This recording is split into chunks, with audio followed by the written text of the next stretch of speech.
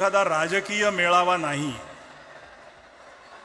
इथे कुठल्याही पक्षाचे झेंडे नाहीत। हा आहे मराठी जनांचा उत्सव, आपल्या भाषेचा महाउत्सव। मी विनंती करतो माननीय श्री राजसाहेब ठाकरे यांना की त्यांनी आपलं मनोगत व्यक्त करावं।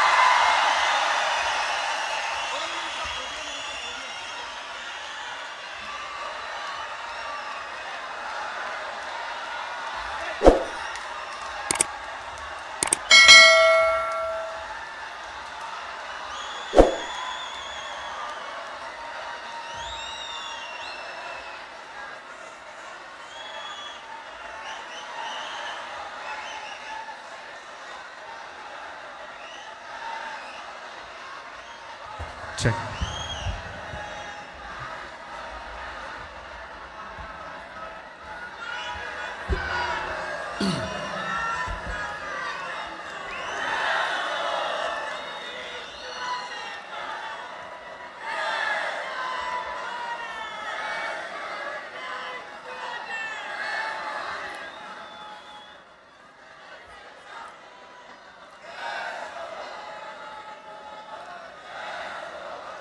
सन्माननीय उद्धव ठाकरे,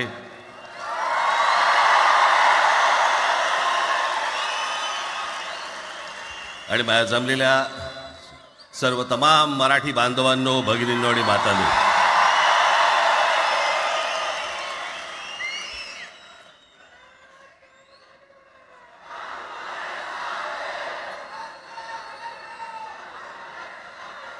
खरं तर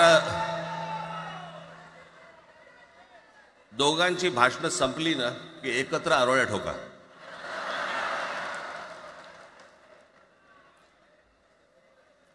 खरं तर आज मोर्चा निघायला पाहिजे होता,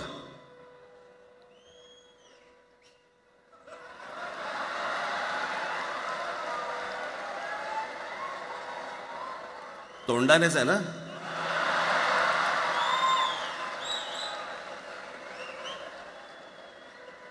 बस बस मोर्चा खरं तर निघायला पाहिजे होता।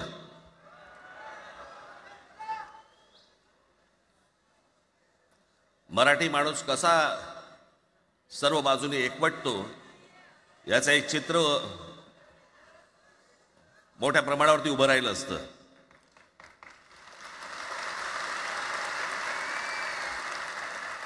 पण नुसत्या मोर्चाच्या चर्चेनेच माघार घ्यावी लागली।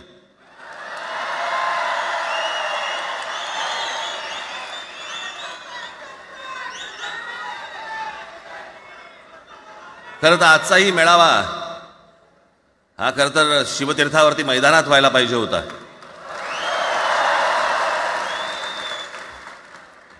मैदान ओसंडून वाहिलं असतं अख्खं, पण पाऊस आहे, पावसामध्ये सगळ्या ठिकाणी अशा प्रकारचे काही जागा मिळत नाहीत फारशा मुंबईमध्ये, आणि म्हणून आज तुम्हाला सर्वांना इथे यावं लागलं। मी बाहेर जे उभे आहेत त्यांची मी दिलगिरी व्यक्त करतो की त्यांना आतमध्ये येता नाही आलं, परंतु आता काही स्क्रीनवरती आठवा।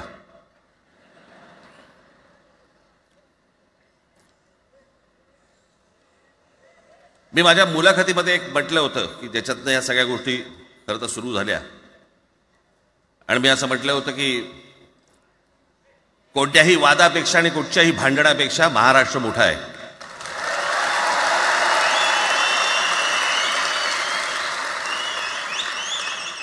आज जवळपास 20 वर्षानंतर मी आणि उद्धव आम्ही एका व्यासपीठावरती आज येतो आहोत।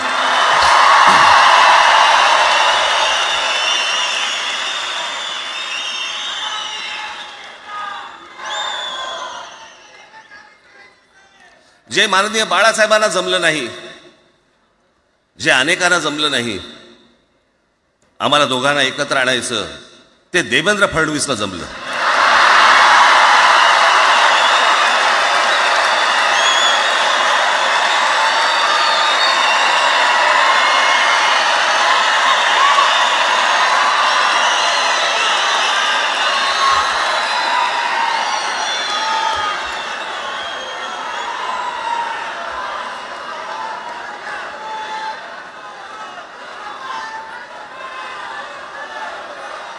आता बऱ्याच सगळे चॅनल्सचे सगळे कॅमेरे तिकडे लागले, इकडे लागले, इकडे लागलेत.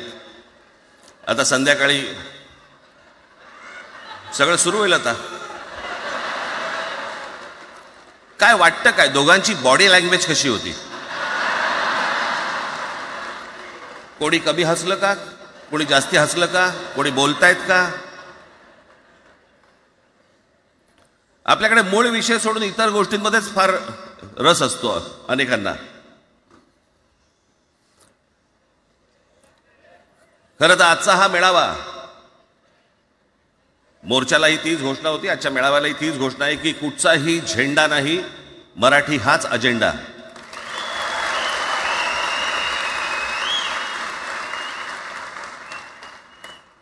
माझ्या मराठीकडे, माझ्या महाराष्ट्राकडे वेडावाकड्या नजरेने पाहायचं नाही कोणी.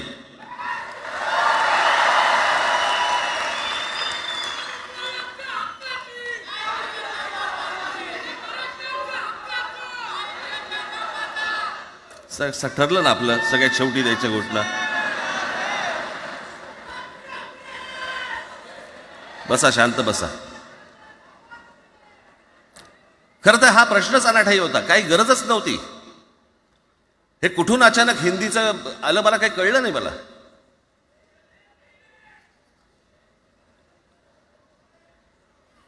आणि हिंदी कशासाठी? हिंदी कोणासाठी? हिंदी त्या लहान लहान मुलांवरती जबरदस्ती करताय तुम्ही.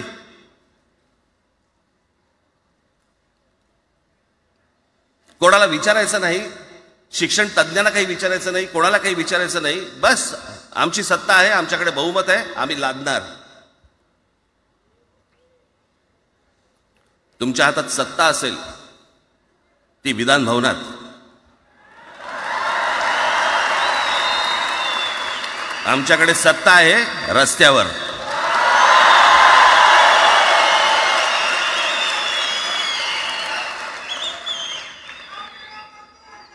एक पत्र लिहिलं, 2 पत्र लिहिली,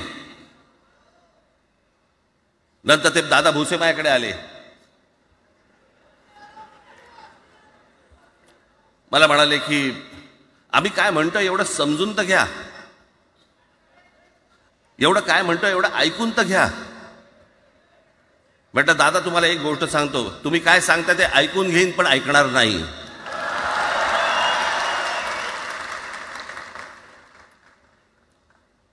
मराठीच्या विषयामध्ये त्याच्यात तुम्ही तिसरी भाषा लादताय, त्रिभाषा सूत्र. कुठलं त्रिभाषा सूत्र आणलं?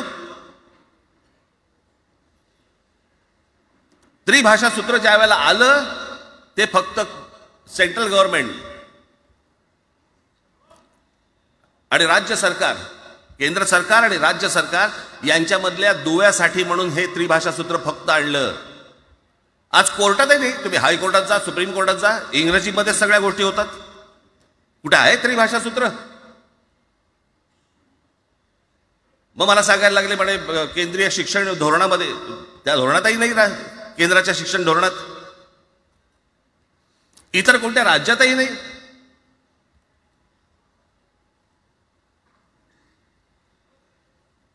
महाराष्ट्रात प्रयोग करून पाहिला तरी दक्षिणेची राज्य तर हिंग लावून विचारत नाही त्यांना. पण महाराष्ट्र ज्या वेळेला पेटून उठतो त्यावेळेला काय घडतं आणि काय होतं हे आज राज्यकर्त्यांना समजलं असेल. त्याशिवाय का माघार घेतली?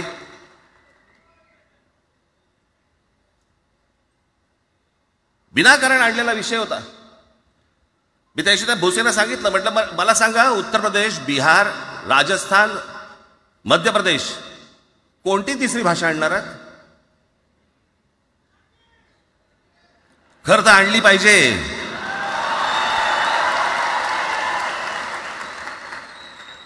गंमत बघा, हिंदी भाषिक राज्य आहेत ती आर्थिकदृष्ट्या मागास, आणि हिंदी न बोलणारी जी राज्य आहेत ती आर्थिकदृष्ट्या प्रगत, आणि वर आम्ही हिंदी शिकायचं. यांना हिंदीतून राज्य नाही सांभाळता आली, यांना राज्यांचा विकास नाही करता आला. जी हिंदी बोलत नाहीत त्या राज्यांमध्ये हिंदी बोलत असलेल्या राज्यांमधनं नोकरी धंद्यासाठी लोक इकडे येत आहेत आणि हे म्हणतात हिंदी शिका. कोणासाठी शिकायचं? 5वी नंतर काय हिंदी चित्रपट सृष्टीमध्ये जाणार आहेत पोरगा? कोणासाठी शिकायचं? हिंदी भाषेबद्दल मला वाईट नाही वाटत. भाषा कोणतीही श्रेष्ठच असते, उत्तमच असते. मग ती मराठी असेल, गुजराती असेल, तामिळ असेल, पंजाबी असेल, बंगाली असेल, हिंदी असेल, अजून कुठचीही असेल. एक भाषा उभी करायला खूप प्रचंड तपश्चर्या लागते, खूप लोकांची मेहनत असते. एक लिपी उभी करायला खूप प्रचंड ताकद लागते.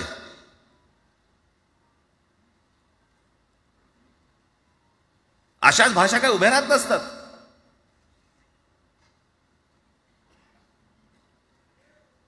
आणि या भाषेचं नवीन कुठून आणलं? त्या दिवशी ते अमित शहा म्हणाले ज्याला इंग्रजी येतं त्याला पुढे म्हणे लाज वाटेल, म्हणे मला इंग्रजी येतं. अरे तुम्हाला नाही येत?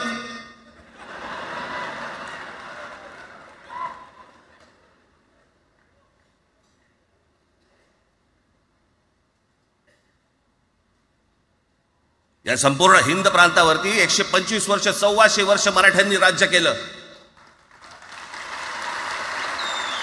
1400 वर्ष इतक्या राज्यांवरती आम्ही राज्य केलं. त्यावेळेला राज्यच नव्हती, पण जे प्रदेश होते त्याच्यावरती राज्य केलं. आम्ही मराठी लादली गुजरातवरती, मध्य प्रदेशवरती, राजस्थानवरती, पंजाबवरती, इतर सगळ्या प्रांतांवरती जिथे जिथे म्हणून अटोकपर्यंत पोहोचले होते मराठा साम्राज्य. आम्ही लादली. अरे हिंदी भाषा आहे 200 वर्षापूर्वीची भाषा आहे, महाराजांच्या काळात पण नव्हती.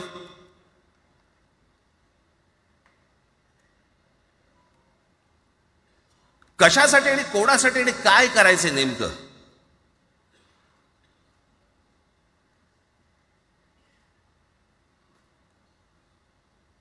यांनी फक्त चाचपडून पाहिलं, चाचपडून.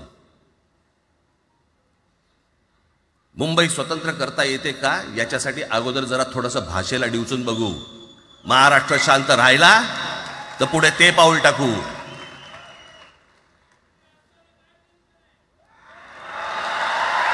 कोणाची माय व्हॅली आहे त्यांनी महाराष्ट्राला हात घालून दाखवावा, मुंबईला हात घालून दाखवावा.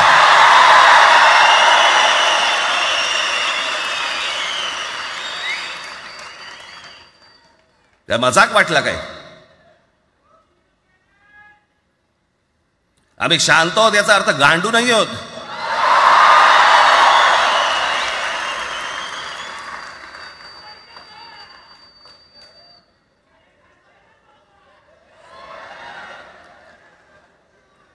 काही अंगावरती लादायचा प्रयत्न करतात आणि मग आता माघार घेतली ना, मग माघार घेतली त्याचं काय करायचं? मग वेगळ्या ठिकाणी वळवा सगळं प्रकरण. वेगळ्या ठिकाणी म्हणजे कुठे? ठाकरेंची मुलं इंग्रजी मीडियम मध्ये शिकली, बरं मग पुढे? म्हणजे दादा भुसे मराठी मीडियम मध्ये शिकून शिक्षण मंत्री झाले, देवेंद्र फडणवीस इंग्रजी मीडियम मध्ये शिकून मुख्यमंत्री झाले. कुठे काय शिकले याचा काय संबंध?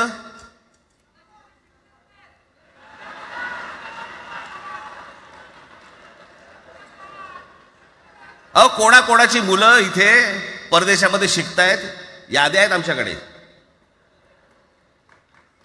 त्याचं काय करणार आहात तुम्ही? आणि त्याच्यातल्या त्याच्यात मंत्रिमंडळातल्या एक एक मंत्र्याचं हिंदी आहे का? फेफरं येईल, फेफरं.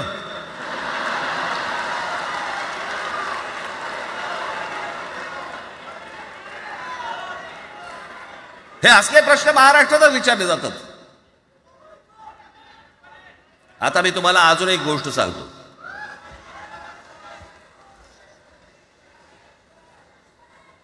आम्ही मराठी मीडियम मध्ये शिकलो, हो शिकलो. आमची मुलं इंग्रजी मीडियम मध्ये शिकली, हो शिकली. मग याच्यावरती तुम्ही प्रश्न काय उपस्थित केला? ह्यांना मराठीचा पुळका कसा? हे इंग्रजी मीडियम मध्ये टाकतात. बरं,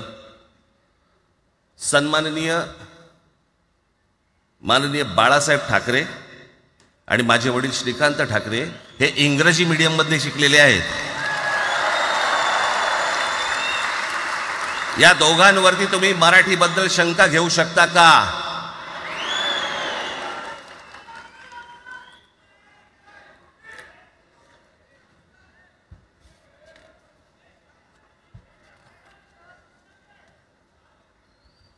Lalkrishna Advani Saint Patrick high school Christian missionary स्कूलमध्ये शिकले. हिंदुत्वावर शंका घेऊ का त्यांच्या? कॉन्व्हेंट स्कूलमध्ये शिकलेले आहेत अडवाणी. दक्षिण भारतामध्ये बघा, तमिळच्या प्रश्नावरती, तेलुगूच्या प्रश्नावरती कडवटपणे समोर येऊन उभे राहतात. कोण विचारते तर ना, तुमची मुलं कुठे शिकली आणि तुम्ही कुठे शिकलात?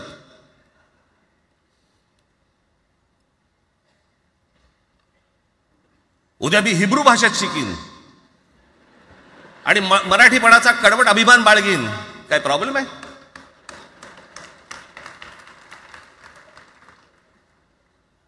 मी आता तुमच्याकडे दक्षिणेतले इंग्रजीमध्ये, मी अगदी थोडक्यात यादी आणली आहे. दक्षिण भारतातील इंग्रजी माध्यमात शिकलेले नेते आणि अभिनेते: Jayalalithaa Doveton English medium school, Stalin English medium school Loyola, Kanimozhi Presentation Convent School, Udhayanidhi म्हणजे करुणानिधींचा नातू डॉन बॉस्को, चंद्रबाबू नायडू वडील इंग्लिश टीचर होते, शिक्षण इंग्रजी माध्यमात झालं. पवन कल्याण आंध्र उपमुख्यमंत्री, शिक्षण सेंट ॲन. नारा लोकेश NTRचा नातू चंद्रबाबूंचा मुलगा, Stanfield school. Kamal Haasan Santhome high school. अभिनेता विक्रम मॉटफोर्ड स्कूल. अभिनेता Surya English medium. AR Rahman आधी पद्मशेषाद्री बालभवन आणि नंतर मद्रास कृष्णनी हायस्कूल. परवा दिवशीचा एक प्रसंग सांगतो. एका व्यासपीठावरती तामिळनाडूमध्ये AR रहमान व्यासपीठावरती उभे होते, काहीतरी कार्यक्रम होता. त्या बाई तामिळमध्ये बोलत होत्या. अचानक ती बाई हिंदीत बोलायला लागली. त्याच्यावरती रहमानने तिच्याकडे असं बघितलं, बोलला हिंदी, आणि व्यासपीठावरनं खाली उतरला.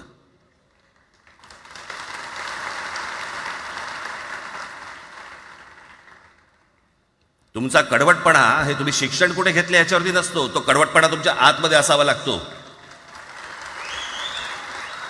माननीय बाळासाहेब इंग्रजी मीडियममध्ये शिकले, इंग्रजी वर्तमानपत्रामध्ये व्यंगचित्र काढायचे, पण मराठीचा अभिमान याच्या बाबतीत कधी तडजोड नाही केली.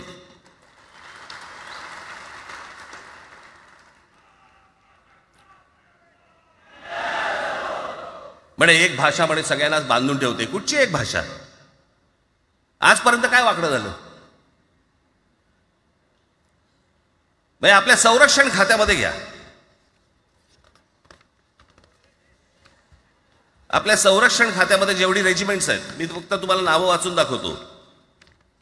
मद्रास रेजिमेंट आहे, राजपुताना रायफल्स आहे, राजपूत रेजिमेंट आहे, डोगरा रेजिमेंट आहे, सीख रेजिमेंट आहे, जाट रेजिमेंट आहे, पॅराशूट रेजिमेंट आहे, पंजाब रेजिमेंट आहे, ग्रेनेडियर्स आहेत, सीख लाईट इन्फंट्री आहे, मराठा लाईट इन्फंट्री आहे, गढवाल रायफल्स आहे, कुमाऊ रेजिमेंट आहे, आसाम रेजिमेंट आहे, बिहार रेजिमेंट आहे, महार रेजिमेंट आहे, जम्मू काश्मीर रायफल्स आहे, जम्मू आणि काश्मीर लाईट इन्फंट्री आहे, नागा रेजिमेंट आहे, गोरखा रायफल्स आहे, गोरखा रायफल्स आहे, त्याच्यानंतर तुमचं लडाख स्काउट्स आहे, अरुणाचल स्काउट्स आहे, सिक्कीम स्काउट्स आहे. इतक्या राज्यांच्या आज आपल्या संरक्षण खात्यामध्ये लोक आहेत आणि इतक्या रेजिमेंट्स आहेत. शत्रू दिसला की एकत्र तुटून पडतात ना. भाषेचा प्रश्न येतो कुठे?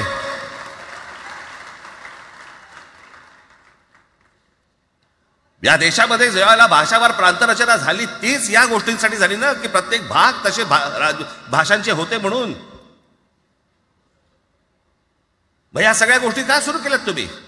कशासाठी सुरू केल्यात? काय याच्या मागचं राजकारण? आत्ता सांगून ठेवतो. आज तुम्ही सगळेजण मराठी म्हणून एकत्र आलात. आज महाराष्ट्रामधला तमाम मराठी आज मराठी म्हणून एकत्र आला. टाळ्या वाजू नका. मी काय सांगतोय नीट ऐका. याचा पुढचं राजकारण ह्यांचं पुन्हा तुम्हाला जातीमध्ये विभागायला सुरुवात करतील. पुन्हा हे जातीचं कार्ड खेळायला सुरुवात करणार. मराठी म्हणून तुम्हाला कधी एकत्र येऊ देणार नाहीत.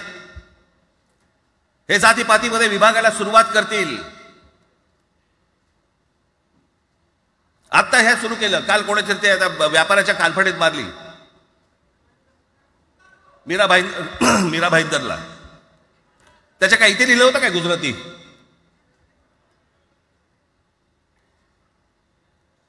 पण एवढंही आपल्याकडे काही जे चॅनलमध्ये, मराठी नाहीत, इतर चॅनलमध्ये हिंदी आणि याच्यात गुजराती माणसाला मारला, कुठच्या गुजराती माणसाला मारला? बाचाबाचीमध्ये समोरचा गुजराती निघाला, इकडचा मराठी निघाला, त्याच्यामध्ये काय गुजरात्यानं मारलं का? केवढे व्यापारी आहेत, अजून तर काहीच केलेलं नाही.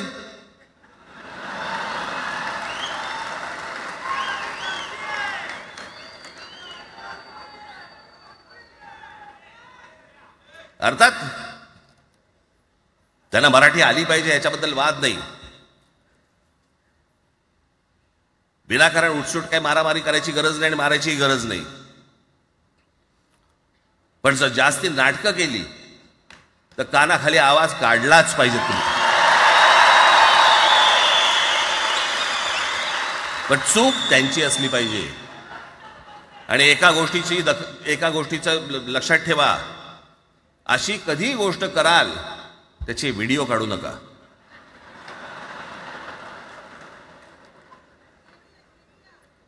आपल्यामध्येच त्यांना कळलं पाहिजे. कळलं का? मारणारा कधी सांगत नसतो, मार खाणारा सांगत असतो मला मारला म्हणून. त्यांना सांगू देत. पण याचा अर्थ उठसूट कोणालाही उगाच मारायचं काही कारण नाहीये. अनेक लोक आहेत, अनेक गुजराती लोक आहेत, माझ्या अनेक परिचयाचे आहेत. माझे एक मित्र आहेत नयन शाह म्हणून, त्याला मी गुजराठी म्हणतो. तुमचा विश्वास बसणार नाही इतकं अप्रतिम मराठी तर बोलतोच, विनोदाचंही अंग आहे. आणि शिवाजी पार्क मैदानामध्ये फिरताना कानाला हेडफोन लावून पु ल देशपांडे ऐकणारा गुजराती आहे.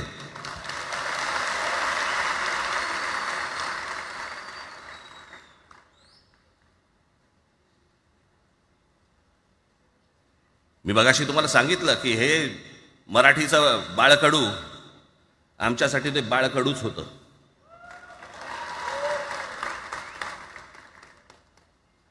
मी मागे एक प्रसंग सांगितला होता, आज मुद्दामून तो प्रसंग सांगतो आपल्याला की हे आमच्या धमन्यांमध्ये आलं कुठून. मी एवढा महाराष्ट्रासाठी मराठीसाठी कडवट का झालो. लहानपणापासूनचे अनेक प्रसंग आहेत माननीय बाळासाहेबांबरोबरचे, पण मी एक प्रसंग कधीही विसरणार नाही. आणि तो 1999 सालचा आहे. त्या 1999 साली शिवसेना भारतीय जनता पक्षाची युती सरकार येणार अशी परिस्थिती होती.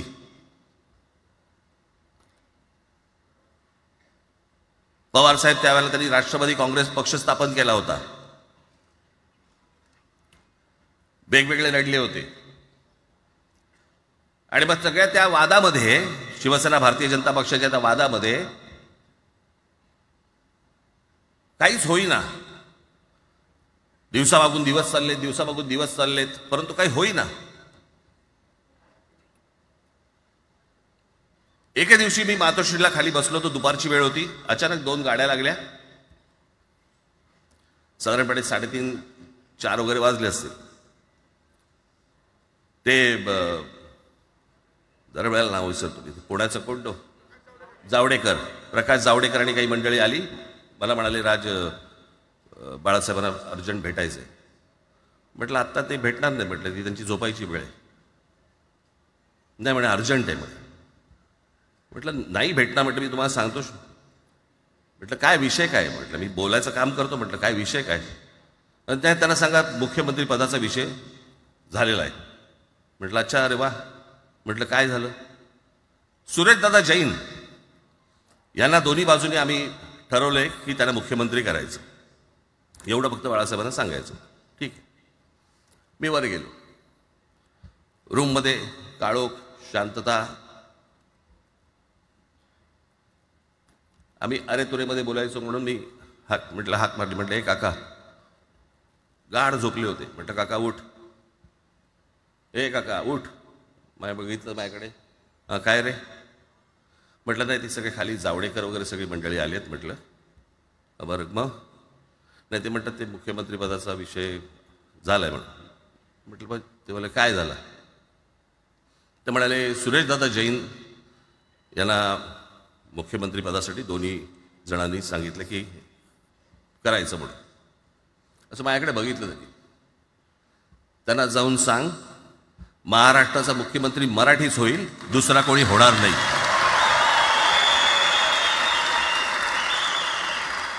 मराठी या एका विषयासाठी मला तिकडे कळलं की या माणसाने सत्तेवर लाथ मारली.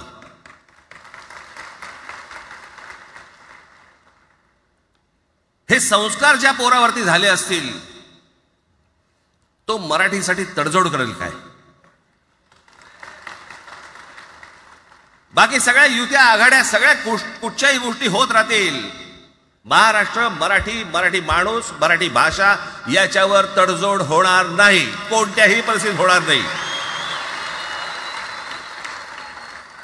याच्या पुढे देखील तुम्ही सर्वांनी सावध असणं पण गरजेचं आहे आणि सतर्क असणं पण तेवढंच गरजेचं आहे. पुढे पुढे काय काय गोष्टी घडतील, काय काय गोष्टी होतील कल्पना नाही, परंतु मला असं वाटतं की ही मराठीसाठीची एकजूट ही कायम राहावी आणि महाराष्ट्रामध्ये सन्माननीय माननीय बाळासाहेबांचं जे स्वप्न होतं ते पुन्हा साकारावं अशी एक आशा, अपेक्षा आणि इच्छा व्यक्त करतो आणि आपल्या सर्वांची मी रजा घेतो. धन्यवाद. जय हिंद, जय महाराष्ट्र. धन्यवाद राजसाहेब. मलाही सांगा, आपल्या सगळ्यांपेक्षा आज जास्त आनंदी कोण झालं असतं? आपल्या सगळ्यांपेक्षा आज जास्त आनंदी कोण झालं असतं? ज्यांनी मराठी माणसाला उभं केलं ते हिंदू हृदय सम्राट माननीय बाळासाहेब. आज त्यांची पुढची पिढी इथे मंचावर एकत्र येऊन मराठीचा गजर पुन्हा एकदा करते आहे आणि त्या आजोबांचे 2 लाडके नातू आज आपल्या समोर मराठीचा झेंडा पुढे नेण्यासाठी सज्ज झालेले दिसत आहेत. अमित ठाकरे इकडे उपस्थित आहेत, आदित्य ठाकरे उपस्थित आहेत. मी त्यांचंही स्वागत करतो. या वास्तूला NSCI डोम असं म्हणतात, पण इथे आज देश पाहतोय मराठी भाषेवर होणाऱ्या अन्यायाविरुद्ध पेटलेला मराठी जनमानसाचा आगडोंब. या सर्व मराठी प्रेमींना आता उत्सुकता आहे माननीय शिवसेना पक्षप्रमुख श्री उद्धव बाळासाहेब ठाकरे हे काय बोलतील. मी त्यांना विनंती करतो की त्यांनी आपलं मनोगत व्यक्त करावं.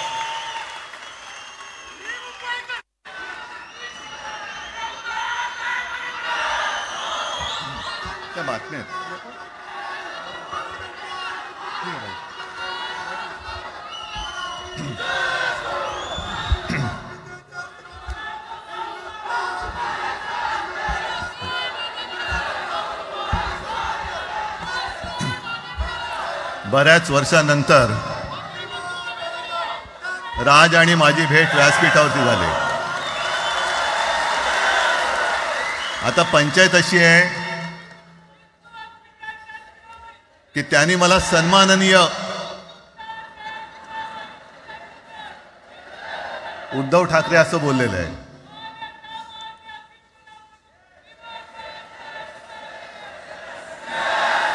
ठीक आहे, आणि साहजिकच आहे की त्याचंही कर्तृत्व आपण सर्वांनी पाहिलेलं आहे.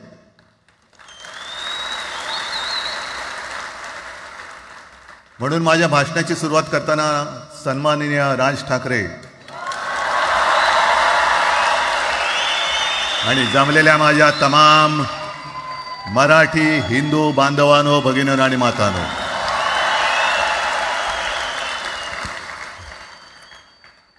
अप्रतिम मांडणी राजनी केलेली आहे. माझ्या भाषणाची काय आवश्यकता आहे असं मला वाटत नाही, कारण आजच्या कार्यक्रमाची घोषणा झाल्यानंतर साहजिकच आहे सगळ्यांचं लक्ष हे आज भाषणाकडे आहे. पण वैयक्तिक मला असं वाटतं की आज आमच्या भाषणांपेक्षा आमचं एकत्र दिसणं हे महत्त्वाचं आहे.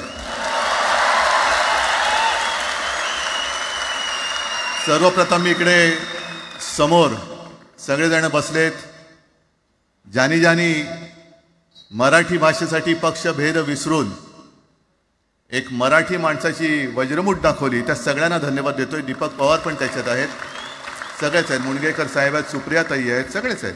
कोणाकोणीचे नाही, महादेवराव बसले. महादेवराव आपल्याला सुद्धा बऱ्याच वर्षांनी पाहिलं.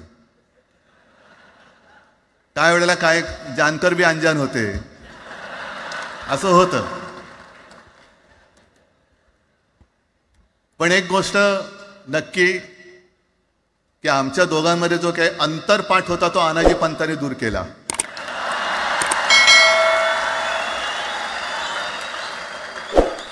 आता अक्षता टाकण्याची काय तुमच्याकडनं अपेक्षा नाहीये. एकत्र आलोय एकत्र राहण्यासाठी.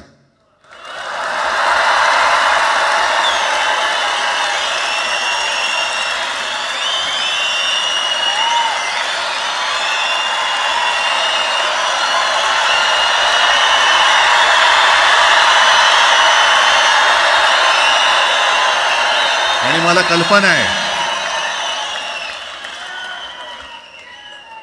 आज मला कल्पना आहे की अनेक बुवा महाराज हे बिझी आहेत.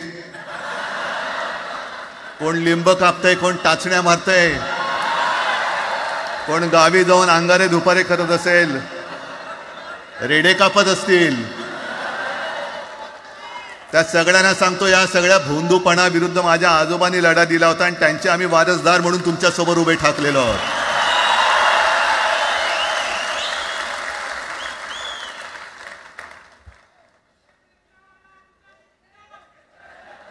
नाही, हे सगळं आपणच करून ठेवलेलं आहे.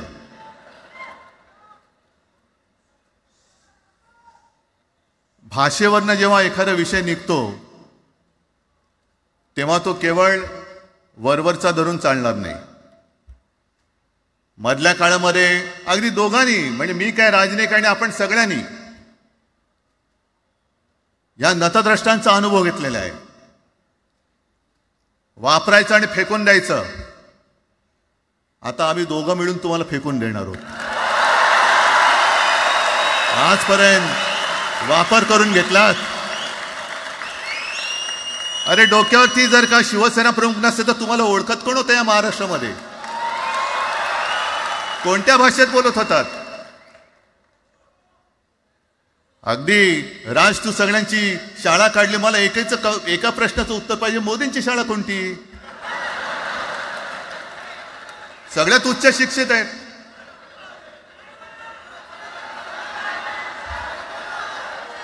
पण हे जे काय यांची मध्यंतर मी बोललो ना, भाजप ही अफवांची फॅक्टरी आहे. मधल्या काळात त्यांनी सुरू केलं होतं, उद्धव ठाकरेने हिंदुत्व सोडलं. हिंदुत्व ही कोणत्याही भाषेची मक्तेदारी नाही. आम्ही अस्सल मराठी बोलणारे तुमच्याही पेक्षा जास्त कडवट कट्टर देशाभिमानी हिंदू आहोत. तुम्ही काय आम्हाला हिंदुत्व शिकवताय? अरे 92-93 साली जेव्हा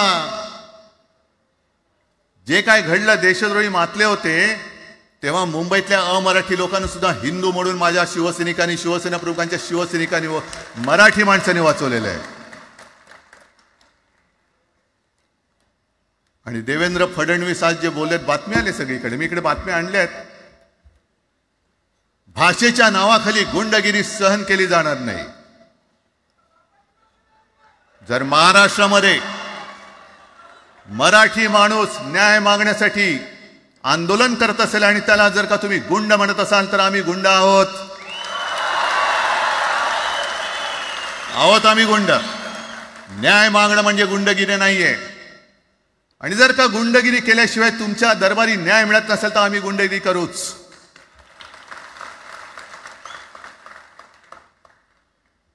पण हे सगळे राजकीय वाडगे, देवेंद्र फडणवीसांची आजचं वक्तव्य म्हणजे मला संयुक्त महाराष्ट्र चळवळीच्या वेळेला सखा पाटलांनी केलेलं एक वक्तव्य आठवते. हे असेच तेव्हाचे, म्हणजे जो दिल्लीत बसतो त्याचे पाय चाटणारे इथले राज्यकर्ते असतात, ते त्यांना मी बाडगे म्हणतोय.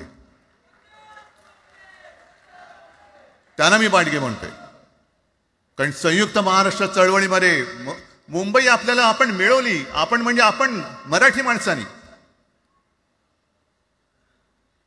तेव्हाही तत्कालीन जे सत्ताधारी होते, हो अगदी काँग्रेस होतीच ना तेव्हा सत्तेवर, मुंबई मराठी माणसाला द्यायला तयार नव्हती. आणि तेव्हा सुद्धा एक मराठी माणूस, म्हणजे आज जे बोलतात ना आम्ही मराठी नाहीत का, अरे तुम्ही नुसतं नावाने मराठी आहात, तुमच्या अंगात मराठी रक्त आहे की नाही आता तपासावं लागेल. आणि सखा पाटील बोलले होते, यावच चंद्र दिवा करो, मुंबई महाराष्ट्राला मिळणार नाही. कशी नाही मिळत, झुकवलं वाकवलं, गुडघ्यावरती आणलं मराठी माणसानी. आणि मुंबई आपल्या हक्काची, तुम्ही आता जी घोषणा घेतली ना, दिली ना, ती मुंबई आपल्या हक्काची आपण लढून आपण मिळून घेतली.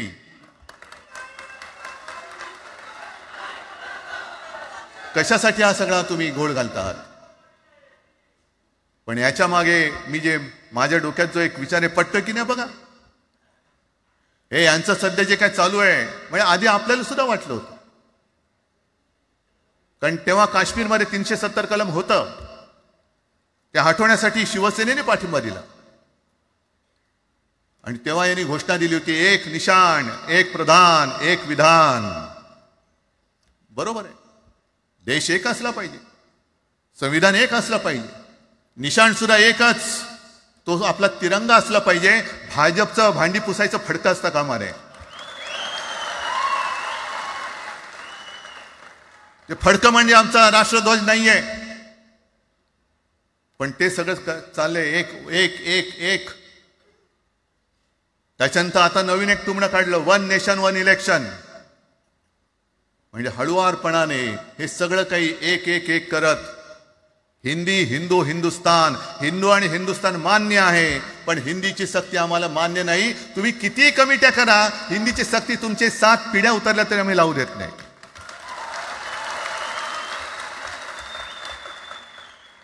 मग एक फेक नरेटिव्ह पसरवायचं. हे उद्धव ठाकरेच्याच काळातलं. अरे उद्धव ठाकरे एवढं काम करत होता, मग पाडलात कशाला गद्दारी करून? टाण्या बोंबललात तेव्हा. पण मी अभिमानाने सांगेन, माझ्या मंत्रिमंडळातले सहकारी इकडे बसले, जितेंद्र आव्हाड आहेत, आणखीन कोणी असतील, मी मुख्यमंत्री असताना महाराष्ट्रामध्ये मी मराठीची सक्ती केली होती आणि केलीच, ज्याचा मला अभिमान आहे. काय केलं त्याचं तुम्ही? मराठी भाषा महाराष्ट्रामध्ये सक्तीची करावी लागली. का करावी लागली? कोण आहेत आमच्या मराठीचे दुश्मन, कोण आहेत? पण महाराष्ट्रामध्ये मराठीची सक्ती केल्यानंतर सुद्धा काही लोक कोर्टामध्ये गेले. ती गुंडगिरी नाही होत. पण आता कोणतरी एक तो भेडी असतं त्याचं नाव,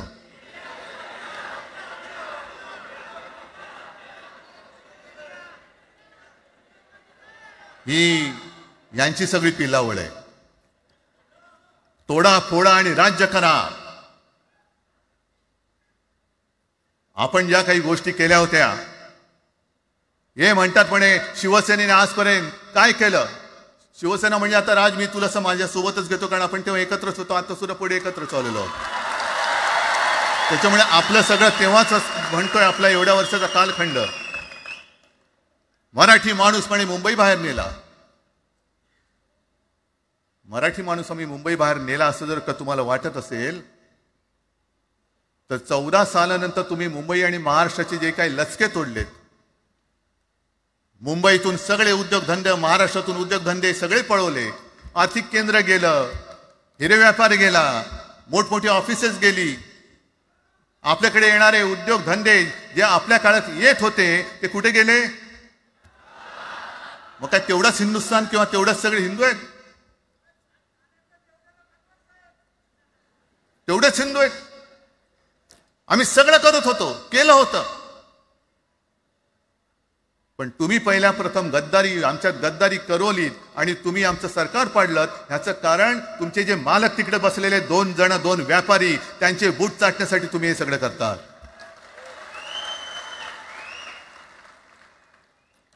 हे इतक्या वर्षाचं सगळं सहन करत करत करत आपण आलो. आपल्या डोळ्या देखत सगळे लचके तोडले जात आहेत. आपल्या दोघांनाही भांडवलं जात आहे आणि नतद्रष्टा आपल्या डोक्यावरती बसतायत. किती काळ सहन करायचंय? प्रत्येक वेळेला काही झालं की भांडाभांडी लावायची. आता सुद्धा तेच होणार. म्हणजे आम्ही एकत्र येणार, आल्यानंतर निवडणुकीपर्यंत एकत्र राहतील का? सत्ता प्राप्ती, काही जण म्हणतात की यांचा मराठीचा नाही, महापालिकेचा आहे. अरे नुसता महापालिकेचा नाही, तर आमच्या महाराष्ट्राचा आहे. आम्ही महाराष्ट्र सुद्धा काबीज करू.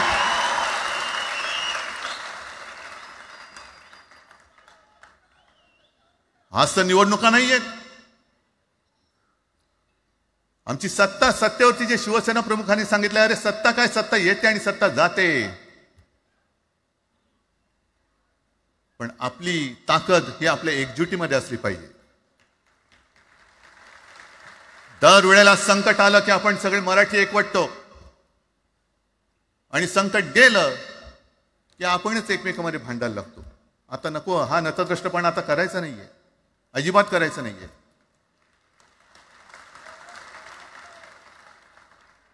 कारण गेल्या विधानसभेत त्यांनी जे काय केलं, बटेंगे तो कटेंगे, आपल्याला काय वाटलं होतं की हिंदू मुसलमानांमध्ये करतायत. हिंदू मुसलमान तर केलंच, पण त्यांनी खास करून केलं ते मराठेतर मध्ये केलं. म्हणजे यांची नीती आहे ती अशीच आहे जे गुजरातमध्ये त्यांनी केलं. गुजरातमध्ये गेल्या निवडणुकीत एक असा माहोल होता, मला वाटतं मोदी तेव्हा तर त्यांच्या नंतर असेल, माहित नाही मला, लक्षात नाही. वातावरण असं पेटलं होतं गुजरातमध्ये की बस आता पटेल यांना आपटेल.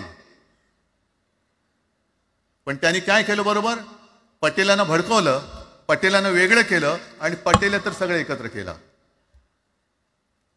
हरियाणामध्ये पण तेच केलं. जाट लोकांना भडकवलं, जाट लोक एकत्र झाले त्यांना वेगळं केलं आणि जाटे तर सगळा जो काही समाज होता तो एकत्र करून तिकडे सत्ता प्राप्त केली. महाराष्ट्रामध्ये तेच केलं, मराठ्यांना उचकवलं आणि मराठी तर सगळा एकत्र केला. बटेंगे तो कटेंगे ही भीती त्यांच्यामध्ये निर्माण केली की बघा ते एकत्र झालेत, तुम्ही जर का फुटलात तर ते तुमच्या डोक्यावर बसतील. झाले एकत्र, मराठी माणूस मराठी माणसाची भांडला आणि दिल्लीचे गुलाम आपल्या डोक्यावरती राज्य करायला लागले. आणि आपण त्यांच्या पालख्या व्हायच्या. नुसते पालख्यांचे भय होणार की तुम्ही कधीतरी आपल्या माय मराठीला पालखीमध्ये सन्मानाने बसवणार आहात.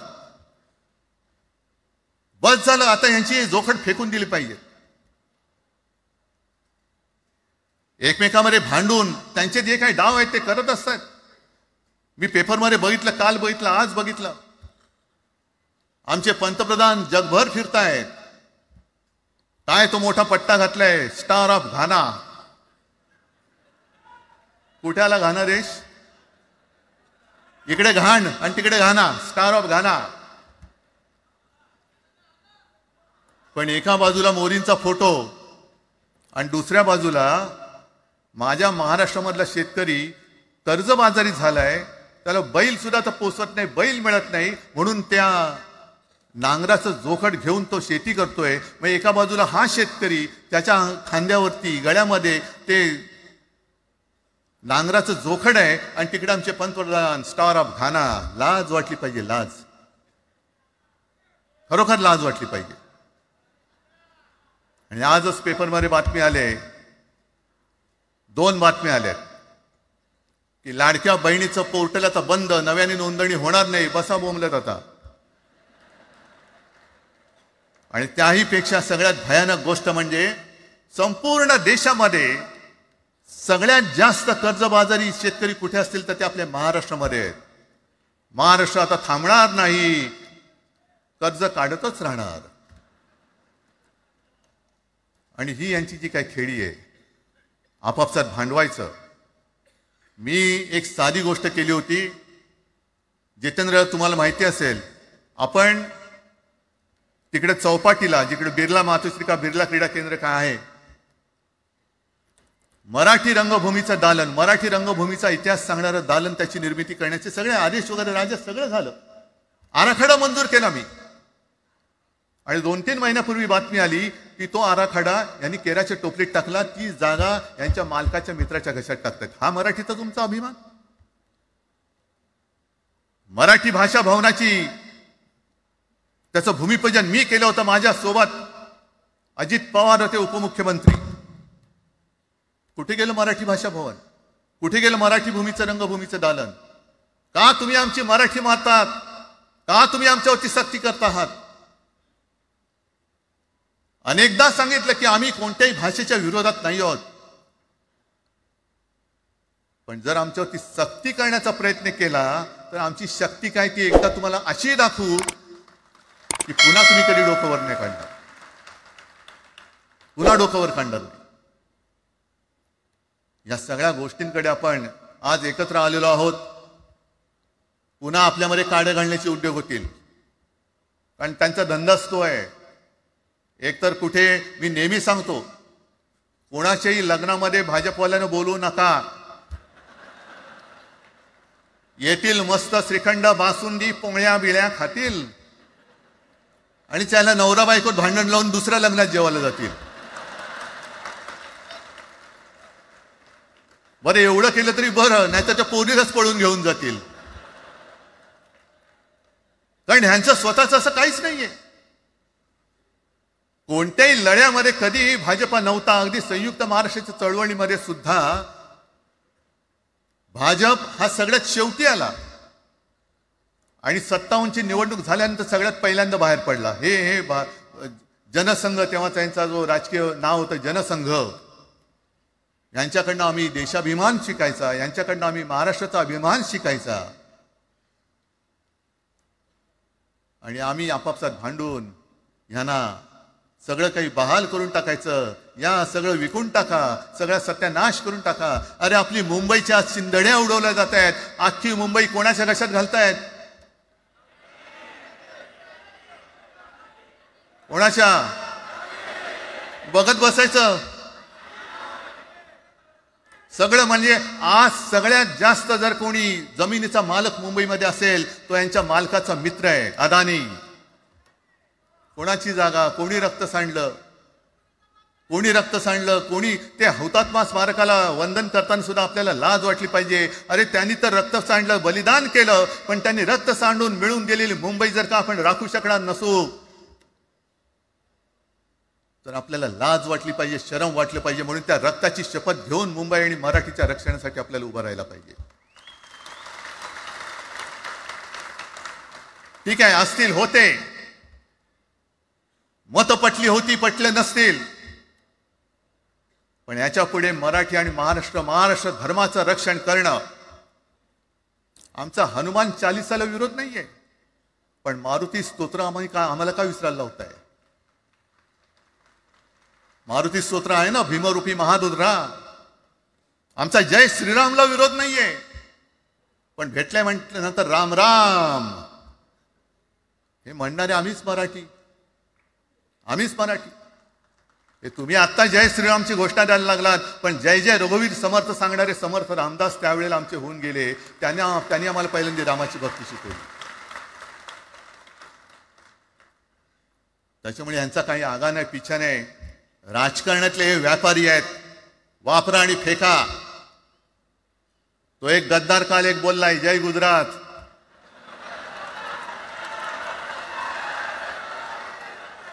किती लाचारी करायची? म्हणजे तो पुष्पा पिक्चर पाहिल्यात तुम्ही सगळ्यांनी, दाढीवरनं हात फिरवून झुकेगा नाही साला.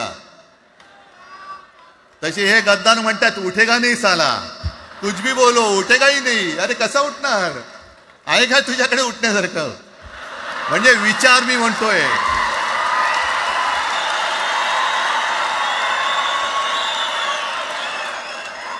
अरे विचार वगैरे मी म्हणतोय.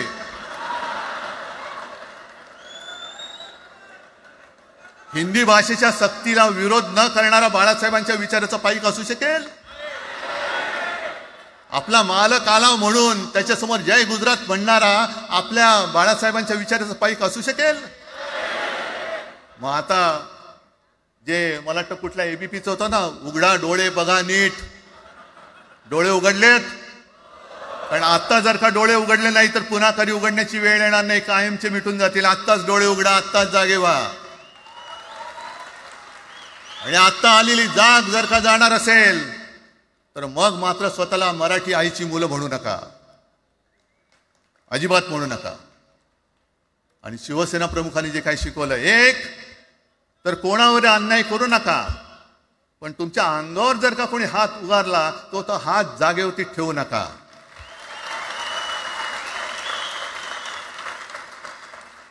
देवेंद्र फडणवीस भाषिक गुंडगिरी सहन करणार नाही तुम्ही म्हणता आहात. मला एक मराठी माणूस असा दाखवा की जो आपल्या देशात इतर राज्यामध्ये जाऊन गुंडगिरी करू शकतो. हिंमत आहे त्याची? एक मराठी माणूस दाखवा.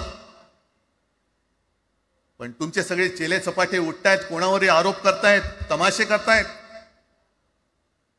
अरे कोणताही मराठी माणूस किंवा कोणताही भाषिक इतर प्रांतीय भाषेत तिकडे गेला, राज्यात गेला आणि दादागिरी करण्याचा प्रयत्न केला तर उभा चिरून टाकतील तिथली लोक. बंगालमध्ये जाऊन बघा, तमिळनाडूमध्ये जाऊन बघा. मग आम्ही आमच्या घरामध्ये आमच्या न्याय हक्काची गोष्ट केली, बरं कोणाशी भांडतो आम्ही?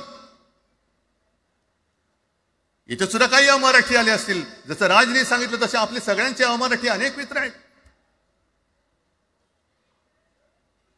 पण त्यांच्यामध्ये आम्ही गुण्यागोविंदाने नांदतोय. मग हे गुण्यागोविंदाने नांदले, एकत्र राहिले तर आपली पोळी कशी भाजली जाईल? म्हणून तुम्ही आमच्या एकजुटीमध्ये विषाचा खडा टाकतात.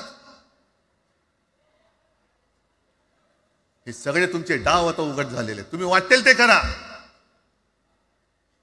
पण मी आज महाराष्ट्राला आवाहन करतोय, म्हणजे विनंती करतोय की यापुढे कोणत्याही पक्षाचे आपण असो, जसं संयुक्त महाराष्ट्र समितीच्या वेळेला मराठी माणसाची एकजूट झाली होती, तशी एकजूट जर का आपण सगळ्या पक्षांनी मिळून, अगदी भाजपमधल्या मराठी माणसांनी सुद्धा त्याच्यामध्ये आलं पाहिजे.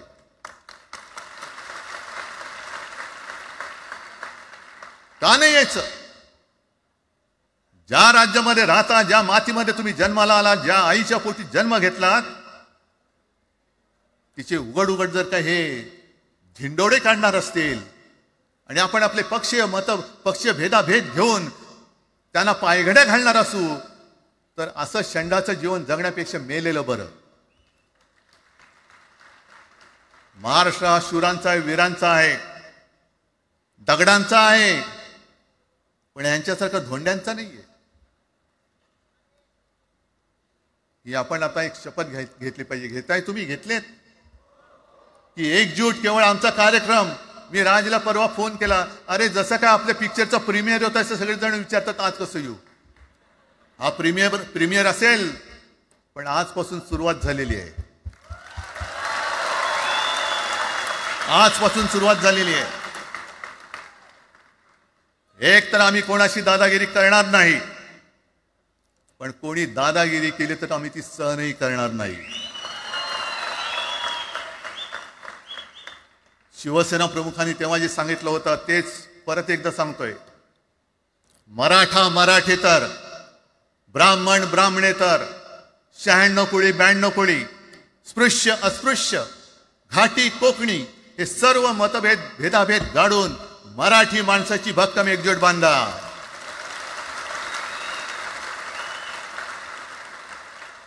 आणि शेवटी एक आवाहन करतो, हे सगळ्या मराठी माणसांना आणि मराठी प्रेमींना आहे, तुटू नका, फुटू नका आणि मराठी ठसा पुसू नका. जय हिंद, जय महाराष्ट्र. धन्यवाद उद्धव साहेब.